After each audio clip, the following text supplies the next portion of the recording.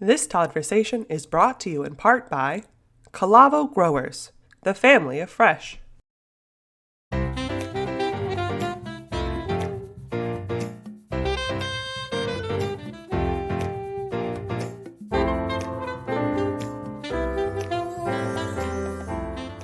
Hey, hi ho, everybody. Happy holidays.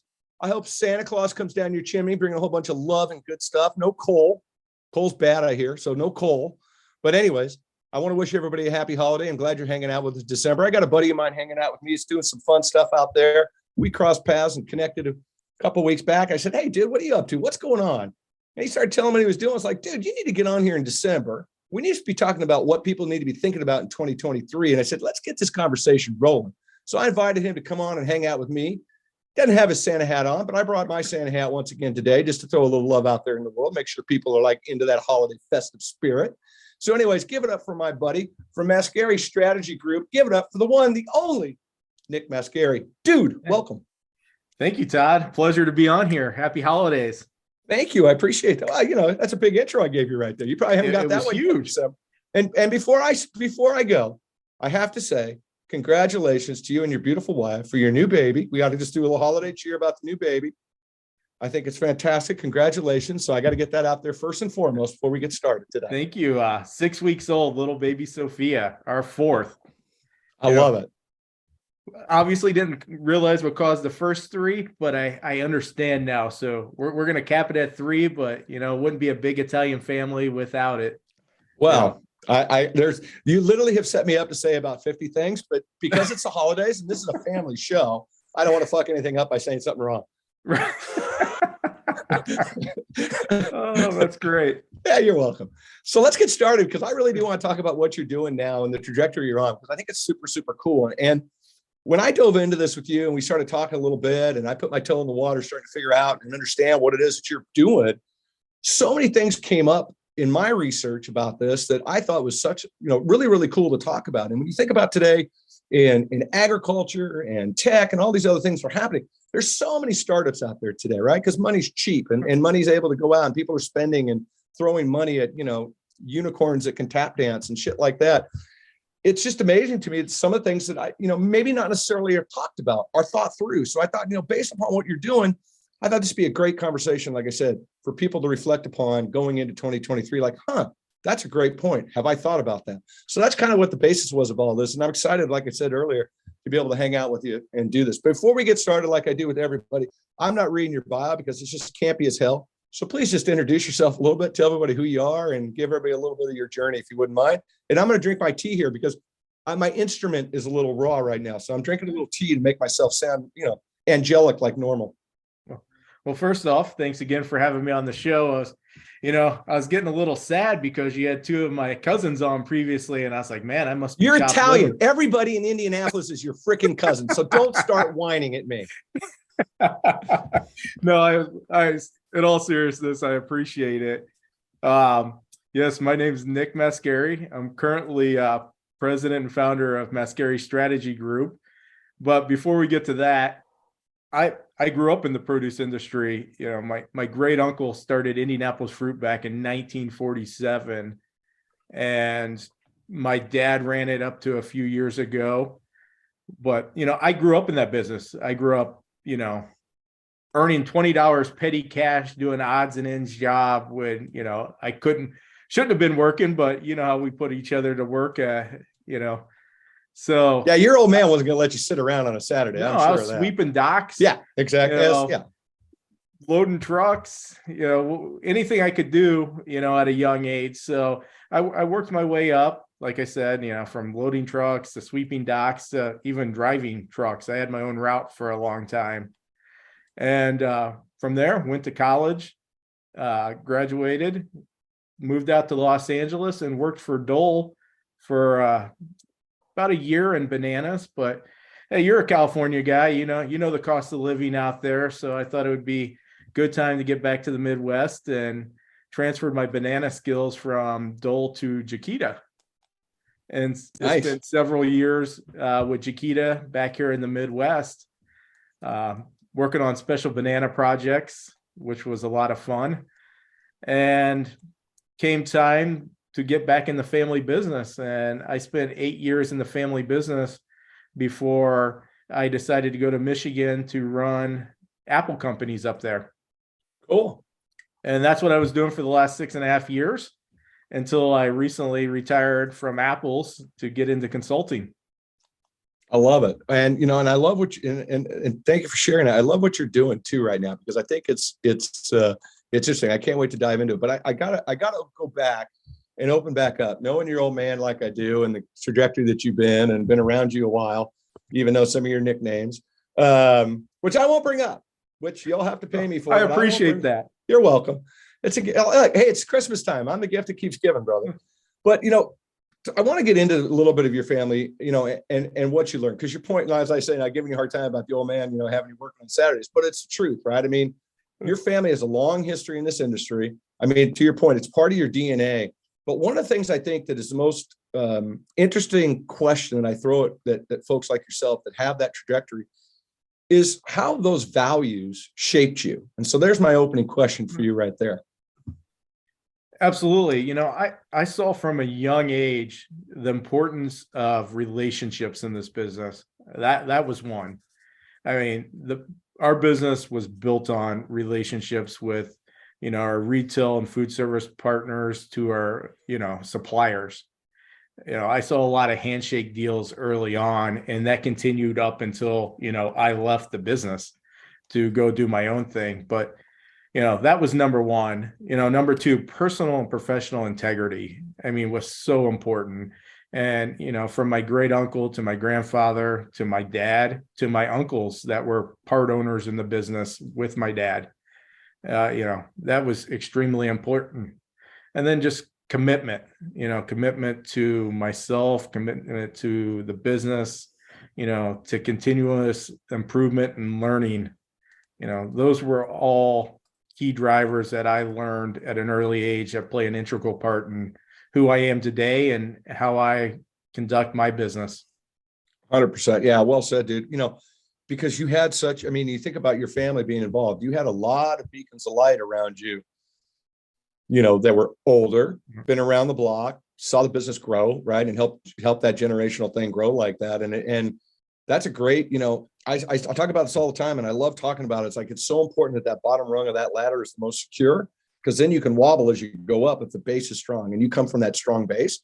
So, it's interesting to me as you're doing what you're doing now, which you're going to get into is that foundation is so important, I think, to your vision going forward with what you're trying to accomplish with Mascari Strategy Group. And so let's talk about it, right? You started this new deal up, you're off to the races. So tell us what I'm going MSG. I like it. MSG. Yeah, I like MSG. It's in I'm my going logo. MSG. I'm just making it right now. It's a little gangster, and I like it. I'm going MSG. It's like your hood name. I'm digging it. So talk to me about what MSG is doing. What is it? So, I'm a results-oriented management consulting firm that works with small to middle market companies looking to improve their growth and efficiency of their companies. That's at the very basis and the premise of what I'm doing. And my goal is to operate as an extension of my clients' companies. I want to be their trusted advisor. It goes back to, the commitment and the relationships and valuing those. And, just like our business, whether we're selling apples, organics, bananas, you got to create a unique value proposition for those clients to do business with you. And that's my goal. Thanks for joining the Todd-versation. And now, a word from our sponsor. Hello, this is Jesse from Superior Fresh. Check us out at www.superiorfresh.com to learn more about how we raise our Atlantic salmon without the use of hormones, antibiotics, or pesticides. Our Heart Check certified salmon boast 2 times the omega-3s of other salmon and are fed an organic and non-GMO diet. Our fish thrive in water naturally filtered by our USDA certified organic greens, which allows us to recycle 99.9% of our water. This is salmon as it should be. Order Superior Fresh salmon direct to your home by shopping with us online. And listeners of this episode can use the discount code TLC15 to receive 15% off your order. We make it easy to get the best salmon in your homes and on your plates. we've got you covered. Superior salmon equals superior taste. Shop now and use code TLC15 for 15% off through the end of the month.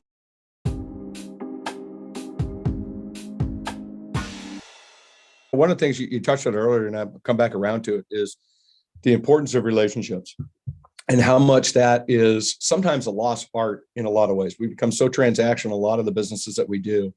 I'm a big believer in it. I teach and preach it today in my group.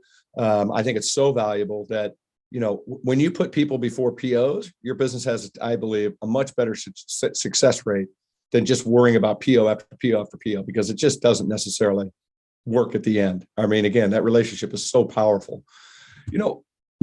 We were talking, and one of the things, in my due diligence, an interesting statistic that I found out states that nearly 70% of the strategic plans or strategies in a business are never successfully implemented. It's a staggering number when you think about it. It's like, okay, that just doesn't seem right. So why do you think that's true?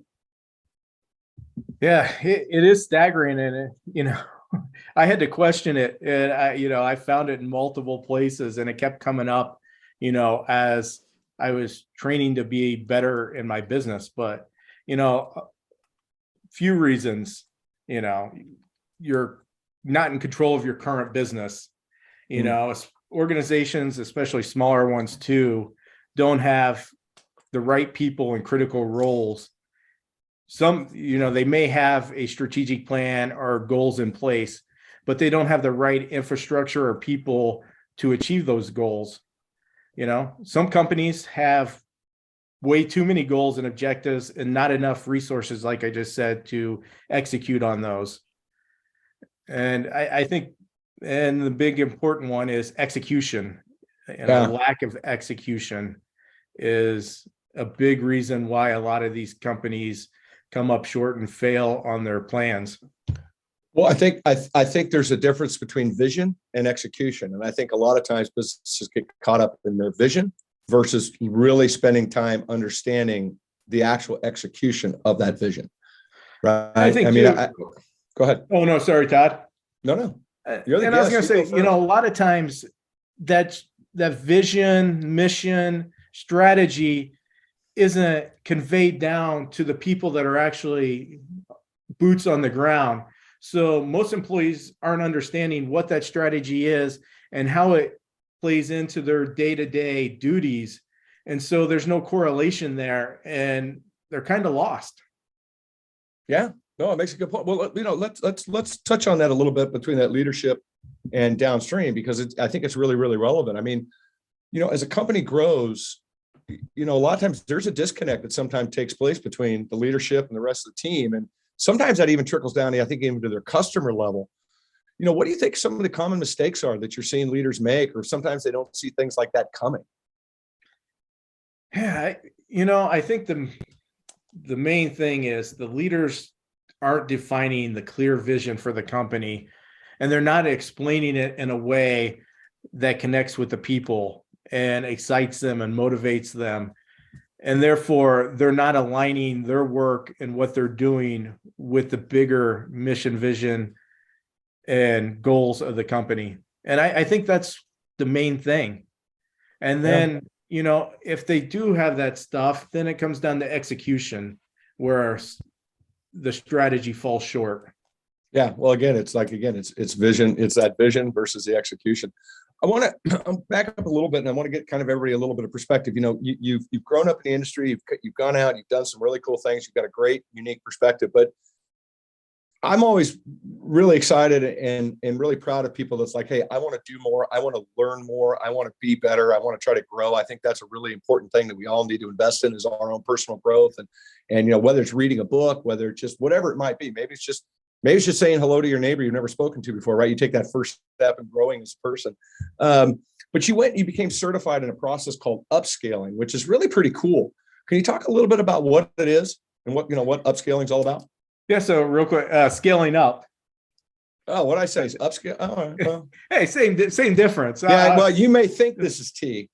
I have some of that. No, but so scaling up, is a combination of education, coaching, technology, and proven processes and methodology that helps small to middle market companies around the world build and execute on their strategic plan. And they're best known for their one-page strategic plan. Right. And so it helps focus the executive team and make the right decisions when it comes to the 4 key areas, which are people, strategy, execution, and cash in the business. Right. Yeah, I want to talk about that a little bit, because I found that super interesting too, because those are kind of the necessary steps that you talk about, to scale these 4 pillars. And I think one of the ones that people don't really think about is cash. Right. I mean, I think absolutely. when you're thinking about growing a business, cash is such an important part. So let's talk about it. So you mentioned it's people, strategy, execution, and of course, I just talked about cash. So can you touch upon each one of these pillars a little bit and why they're important? Yeah. So, a lot of people don't realize, and, I was lucky enough to attend a session with Jim Collins this past year. And one thing that stuck out is half the companies that went bankrupt this past year, it was some staggering number like that, had positive earnings. They grew broke. And a lot of people don't realize you can grow broke. Yeah. You could be growing and not having enough cash to facilitate that growth.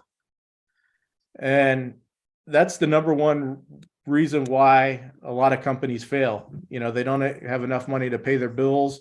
They don't have enough cash. They need to invest in future growth. So it's very important. And another thing they don't realize, you can get by with average strategy. You can have an average strategy, people, and subpar execution, but you can't survive a day without cash. Yeah. And sometimes people don't realize that. And one of the keys is growth sucks cash.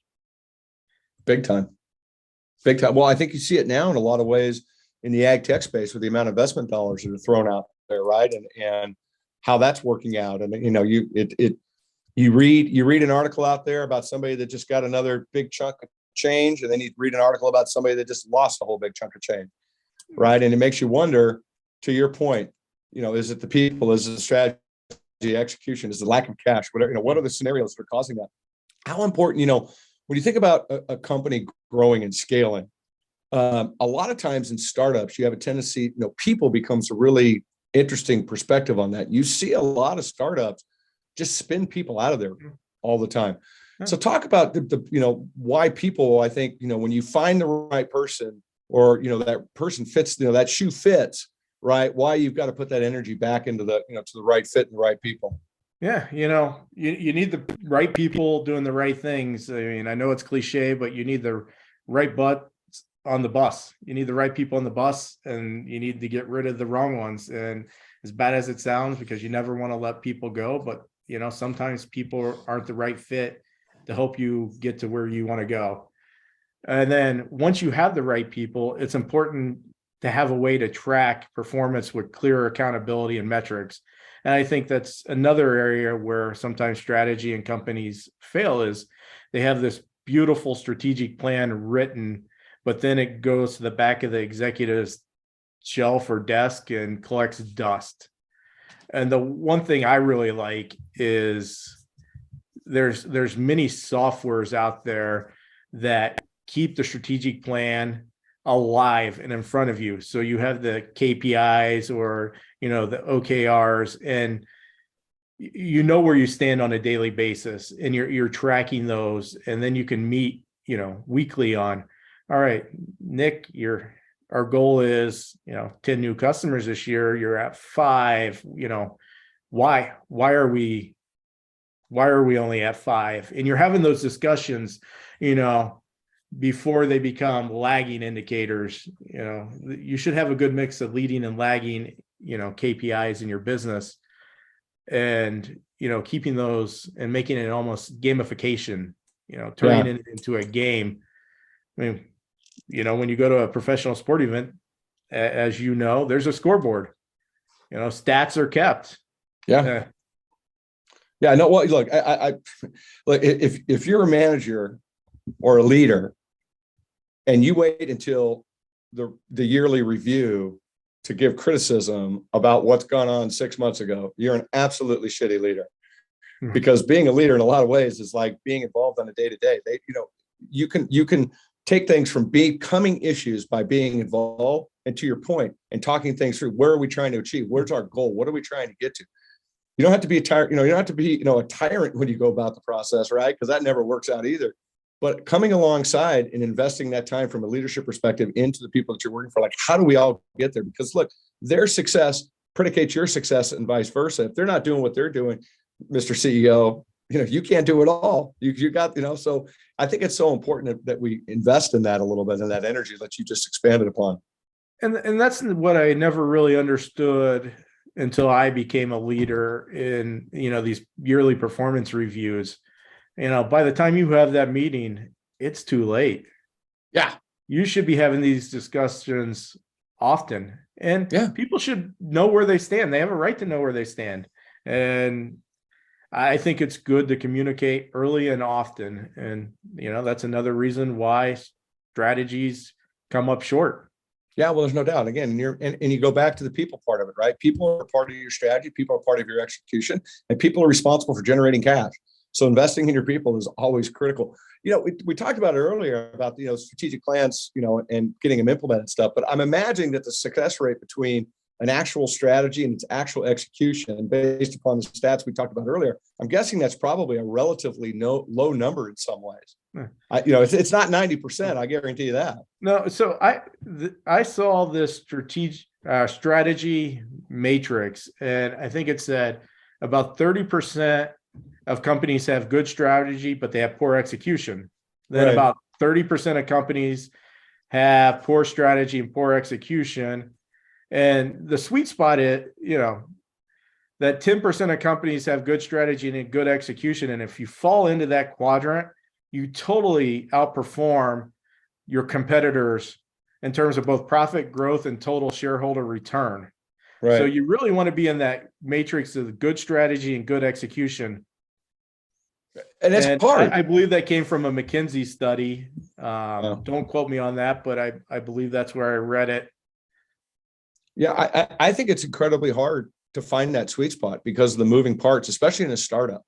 But it's so critical to be mindful of that stat in a lot of ways, because it is not, it is not a big win, right? There's a lot of people getting two guys on and then striking three people out, or loading the bases, popping fly balls, right?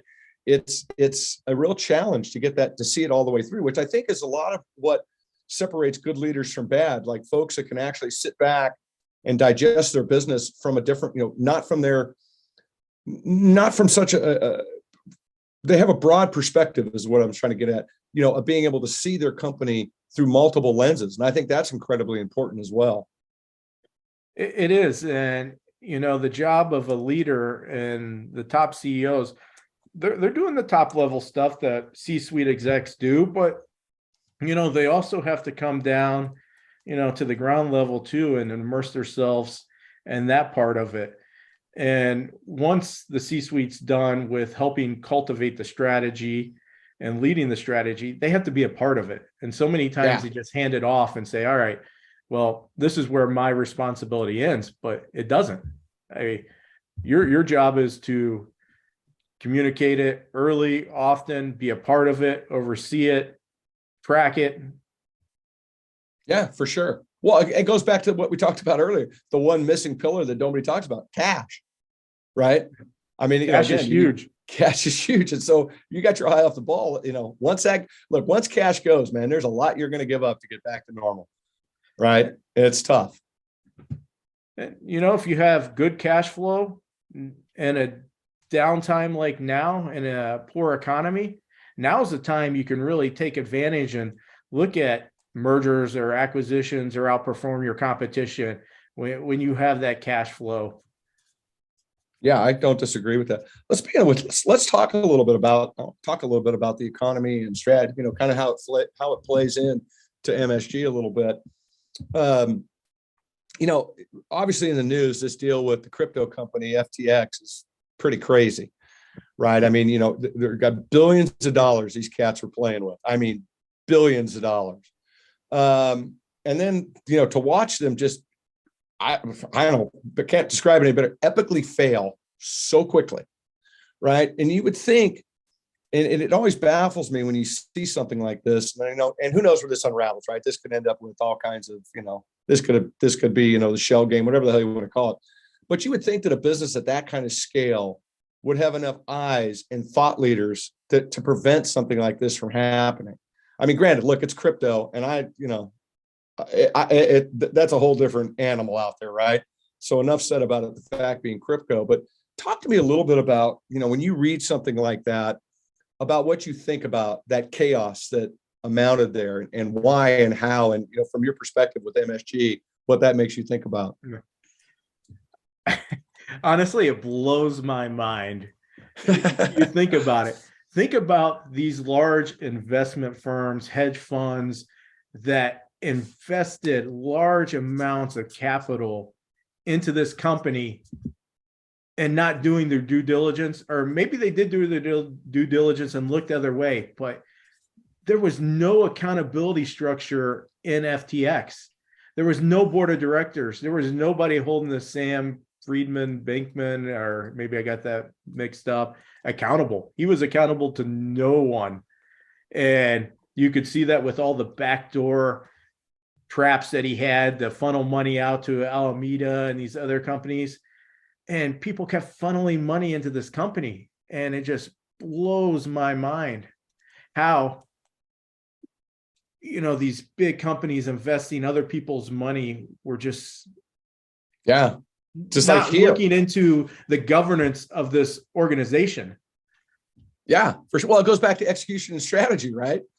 It goes back to, like, to your point, it's like, do you actually know, right? And how much are you asking these questions? But to your point, it's like, I mean, this guy was not playing with chump change. I mean, we're talking billions, 30 billion or something, billions and billions of dollars.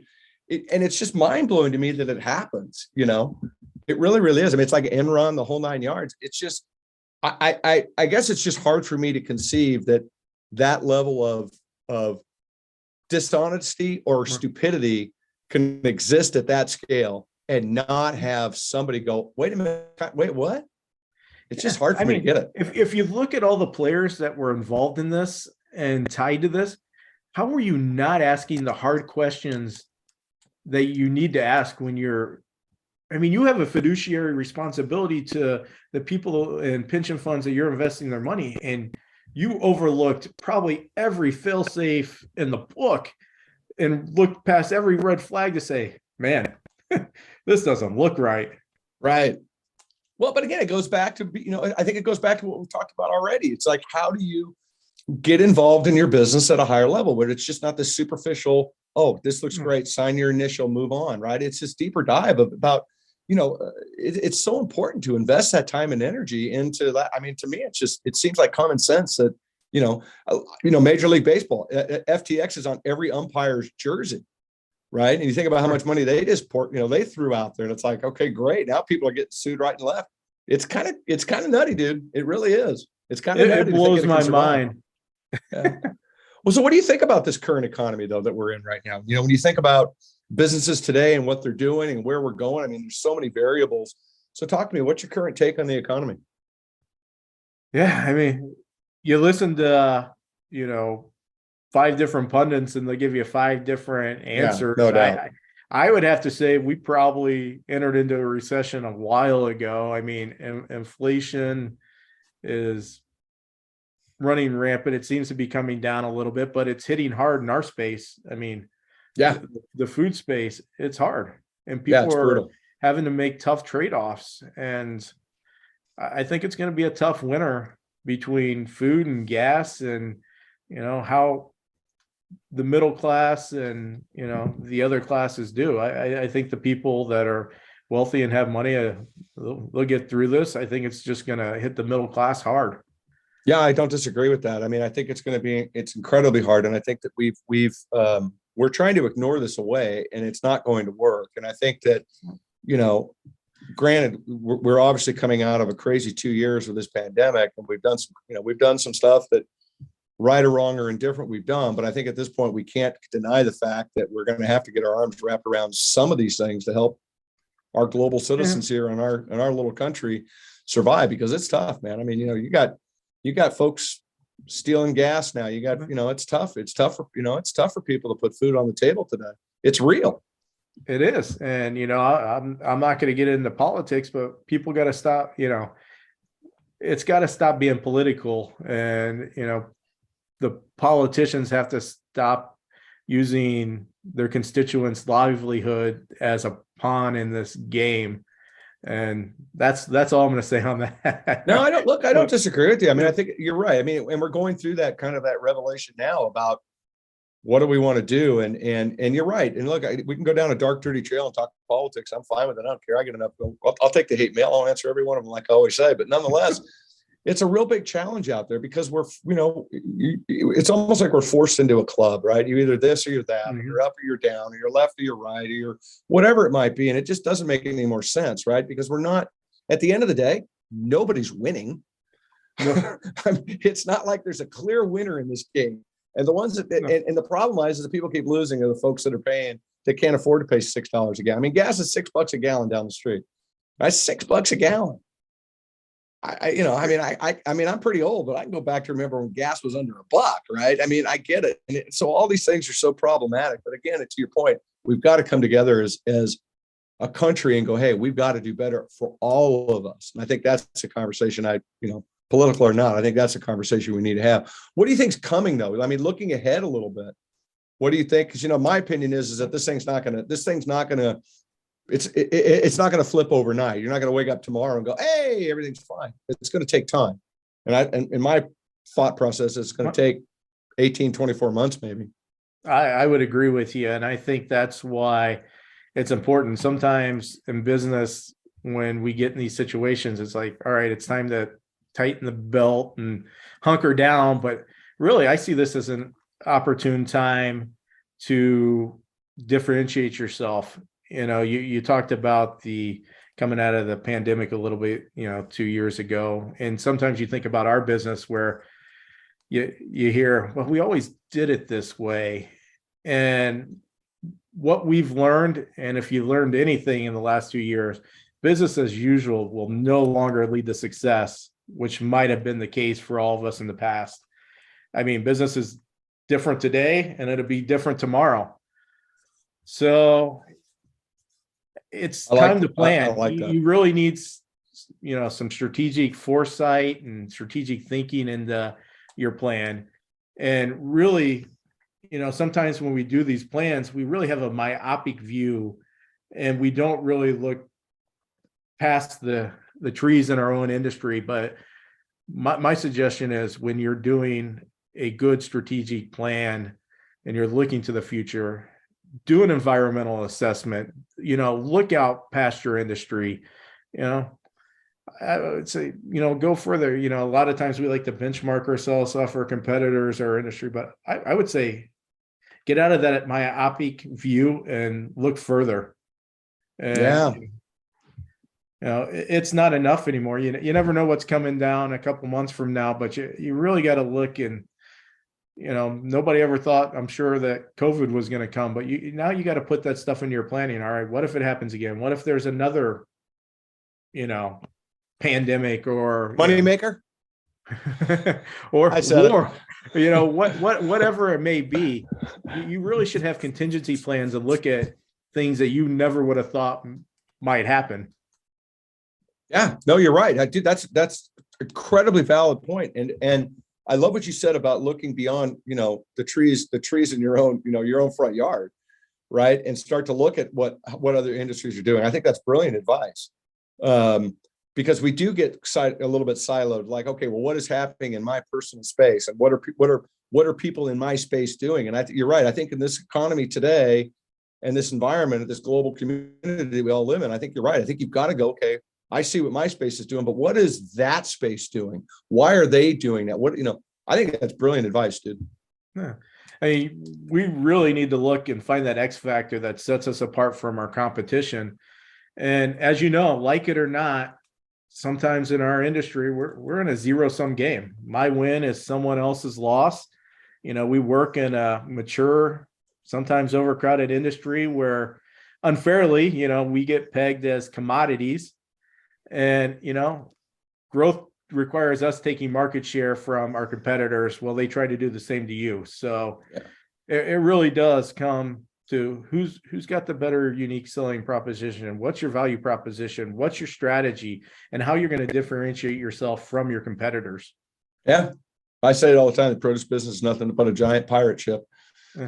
I mean, I'll tell you, it blew my mind when I got into the apple industry. I thought, there were other industries that were crowded, but man, I'll tell you, between the different states, the different shippers, and it's crowded, and there's only so much business to go around.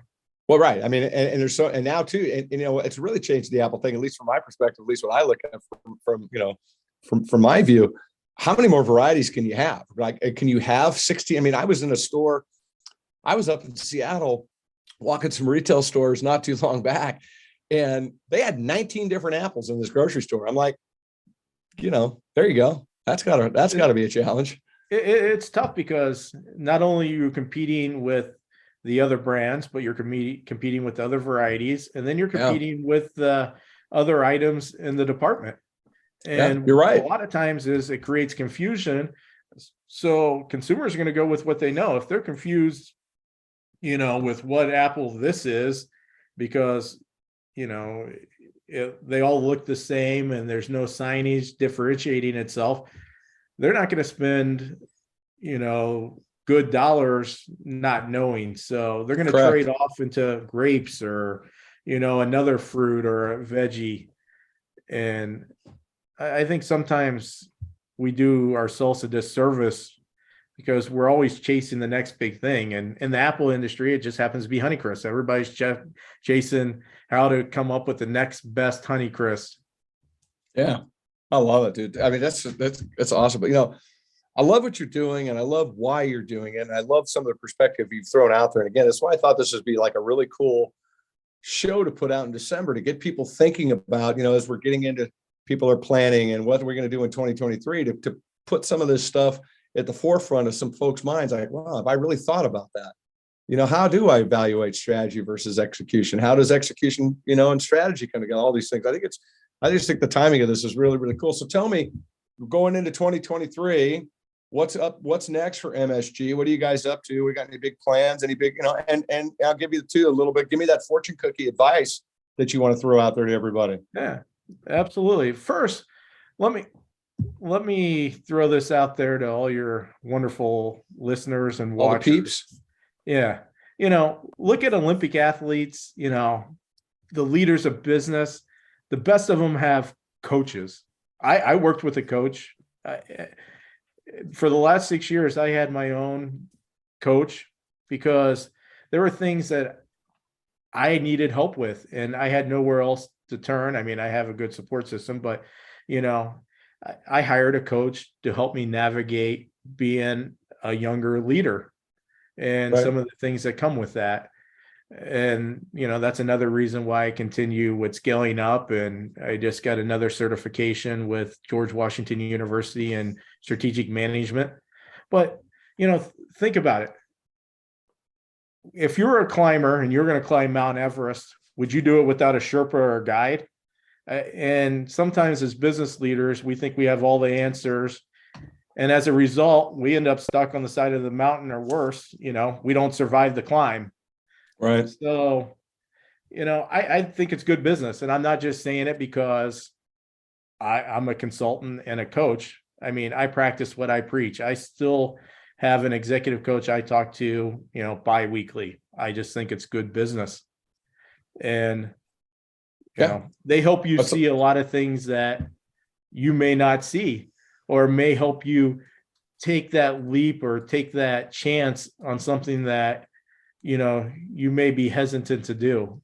And mine helped me say, all right, I was afraid to leave my cushy executive job with benefits and good pay to venture into the entrepreneurial world. I mean, you've done the same. It's scary. Leaps of faith are incredibly inspiring. Right. Absolutely. So my coach helped me get past some of my own trepidations, and that's where I'm at today. And I'm in a better place because of it. It's one of the funnest things that I do in my business is to talk to people, to CEOs, to leaders, and be that voice in the room, that different voice in the room, share with them, communicate. I could be talking about baseball, even it doesn't matter, but you give them that opportunity to have just someplace different to go and to share and to learn from and to work things out. It's a blast. It's the most fun, I think, of a lot of what I get to do. So I can relate to what you're saying and how important it is, right? It's important to keep growing. Thanks for joining the Todd-versation. And now, a word from our sponsor. Hello, this is Jesse from Superior Fresh. Check us out at www.superiorfresh.com to learn more about how we raise our Atlantic salmon without the use of hormones, antibiotics, or pesticides. Our Heart Check certified salmon boast 2 times the omega-3s of other salmon and are fed an organic and non-GMO diet. Our fish thrive in water naturally filtered by our USDA certified organic greens, which allows us to recycle 99.9% of our water. This is salmon as it should be. Order Superior Fresh salmon direct to your home by shopping with us online. And listeners of this episode can use the discount code TLC15 to receive 15% off your order. We make it easy to get the best salmon in your homes and on your plates. We've got you covered. Superior salmon equals superior taste. Shop now and use code TLC15 for 15% off through the end of the month.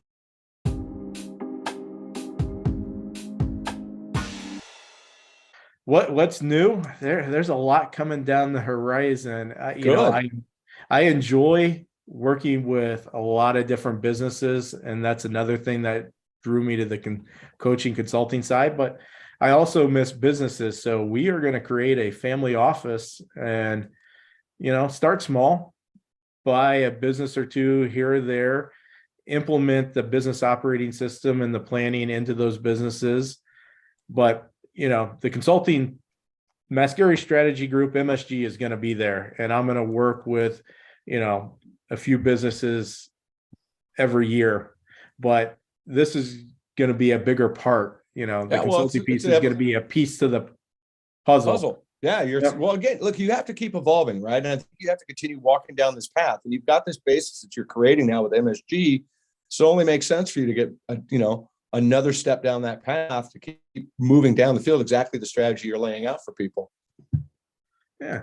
And, if people are having, your listeners out there want to know where to begin, answer some questions, where are you currently, where you go, where do you want to go?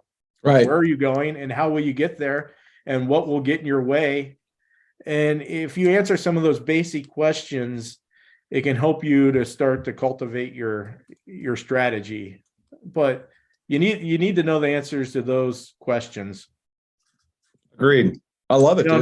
Another fun one that I like, because I practice what I preach. I got a strategic plan and a growth plan for MSG. Yeah. Did you charge yourself? I do. In bourbon. I pay myself in bourbon. That's fine. I don't judge. But, so a question I like, if you were to compete with your current company, and if you're starting a new company and you're compete with your current company, what would you do differently? Yeah. And what would you do to separate yourself from your current company? And I like to look at it that way too. I do too. It's a fun exercise. I do too. I think to myself the same way. It's like, when I think about what people are doing, it's like, I would have done this. Right. Or I would have thought that, I love doing that. I play almost devil's advocate in some way, but it's a great way of learning because you challenge yourself to strategize. Right. And how would you what's your strategy? And then how would you execute that? So I agree with you. I think it's great advice. I encourage that as well. I think it's great. And one more, since you're talking about New Year's and we're coming up on New Year's resolutions. So Scaling Up has this tool, and it was originally created by his name was James Hansberger. He was a wealth advisor to really wealthy people.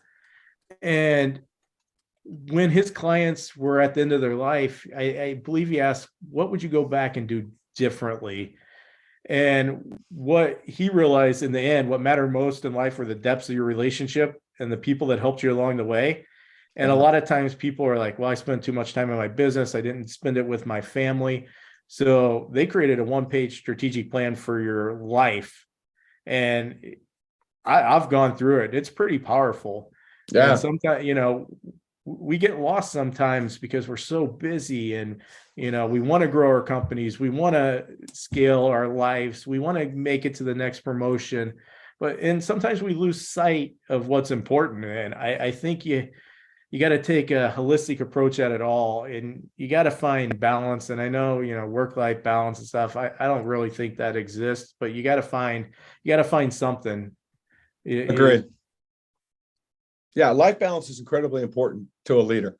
And if you don't understand what life balance, if you can't balance, if you can't be balanced in that, and you're again, that's that bottom rung of the ladder isn't secure.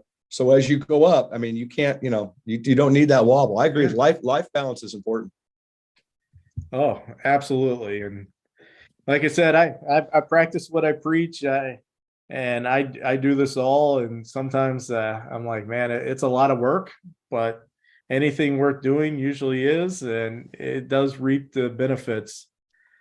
And no doubt. Well, it's a hell of a lot better than sweeping the dock on a Saturday morning. It is. Yeah. They earned it $20 petty cash. Yeah, exactly. Yeah, exactly. And your dad probably going like, you weren't worth 20, but I don't have 18 to give you. Yeah, I can see it. I love it. Well, dude, thanks for hanging out with me, man. Yeah. I think this is great. You dropped some great nuggets on people for them to really, and this, again, it falls into what I was trying to accomplish. Like, plant some seeds of thinking for 2023. How do we become better people? How do we do better things? How do we help uplift brands and change your trajectory and, make this global community a little better place? So I appreciate you hanging out with me. I appreciate it. Thanks for having me on, and Merry Christmas. Definitely. Ho, ho, ho. Much love to you and the fam, and congratulations once again on the baby. I know mom and dad are up there, and if mom's up there, that means cooking is going to happen. And I've had your mom cook a meal before. It has already started. The Italian feast has started. Homemade ravioli, homemade meatballs, sausage, and bread. Your mom is off the chain. It's a good thing. Yeah, you tell your mom I got a Peloton in my office. Hey, you ain't going to use it. What, to put your, what, to throw shit on? What are you talking about? Shut the hell up. Well, right now it's holding a couple hats and a jacket. Yeah, exactly. Don't bullshit me. Like I said, I've had your mom's cooking. I've just, it's off the chain. Tell your mom I wish I was there. Send me a plate. Whatever she's making, tell her to send me a plate.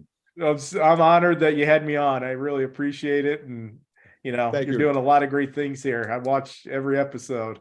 Thank you. Well, I'll pay you for that. I appreciate it. I appreciate you saying that, brother. It means a lot to me. Everybody, 2023, what are you going to do with it, right? We've gone through 2022. Look back and say, what did I do with it? Let's go to 2023 and say, look what I'm going to do. I think it's important. It's how we keep that inspiration up. It's how we're going to change this planet. It's how we're going to change our global community. It's how we're going to change our own country. I think it's really important that we start investing in some of these ideas, and we start investing in ourselves and start investing in a bigger, in moving this ball forward in such a positive way. Let's change this planet. We can do it if we all put our minds to it. I firmly believe it. I want to wish you all a very Merry Christmas, Happy Holidays, or whatever you celebrate with your family, whatever comes out of your heart. I hope it's wonderful and joyous. I hope it's a great time. Make it a great time. Love people. It's incredibly important. Like I tell you all the time, go inspire somebody. It's really, really an important thing to do. This is a great time to do it. Go pick up the phone and call somebody you haven't talked to and just tell them you love them and be a part of their life. Give back to somebody this holiday season. They'll pay you back tenfold. I guarantee it. Thanks for listening. Remember, check us out on social media, TLC_Todd-versations. We're there. Why? Because Santa's there. The Kardashians are there. I don't know. All the big people are there. That's why we hang out there. I'm really channeling my inner Kardashian right now. So anyways, thanks for listening. We appreciate you all over this great globe that we have for tuning in. We really do appreciate it. Thanks much. Much love from me and my team here. Happy holidays. Take care. Nick, I love you, brother. I'll see you soon. Love you. Thank you very much. Take care, everybody. All done. That's awesome. Thank you. Hold on. I'm not going anywhere. 46. Okay. I was trying to do the timer thing.